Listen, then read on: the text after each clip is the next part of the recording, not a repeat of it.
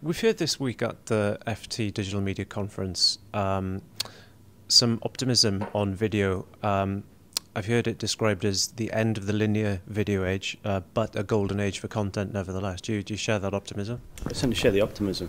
Video remains the preeminent advertising format available to the market. I wouldn't share necessarily share the pessimism around the end of kind of linear consumption. In many respects, linear will remain the most compelling and most powerful entertainment format available in the market, and the default go-to format for advertisers in the market. But what is increasingly evident is that we're entering into a scenario or into an economy where there are essentially, how I describe, friends with benefits, which is video and TV together, online video and TV working together. And as a business, we're actively looking to address how we can help people navigate between those two platforms in a holistic and collaborative manner. We saw that fascinating research from McKinsey on how millennials are consuming media, apparently consuming 20 hours a day of content, and they like receiving advertising. That's the takeaway is good news, right? It is tremendous. Like I said, it is the preeminent entertainment format, and there doesn't seem to be any demonstrable decline in consumption. If anything, video is going from strength to strength, and what that research showed is that consumers are increasingly feeling democratized to take their video content across multiple devices and not just necessarily be anchored to the TV set in the living room.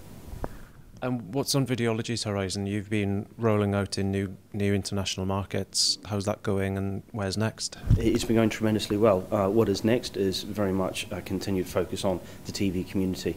We are looking to address right now what I describe as the "and" conundrum.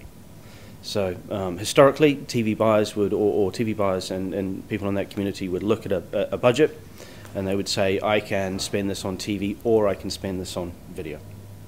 The "and" conundrum is how we spend it effectively, smarter, on TV and video. So we are providing data, analytics, insight, and increasingly tools to help them determine optimal splits between the two screens to maximise campaign outcomes. So advertisers are increasingly interested in the efficiency of their spend and appear increasingly interested in the viewability metric. Is that what you see?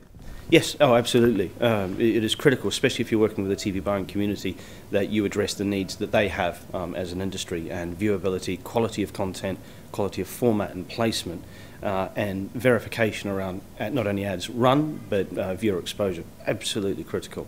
There's a lot of confidences that need to be provided to the TV buying market and community to ensure that they can validate or legitimise moving money between screens and still have those same constraints applied to their campaigns.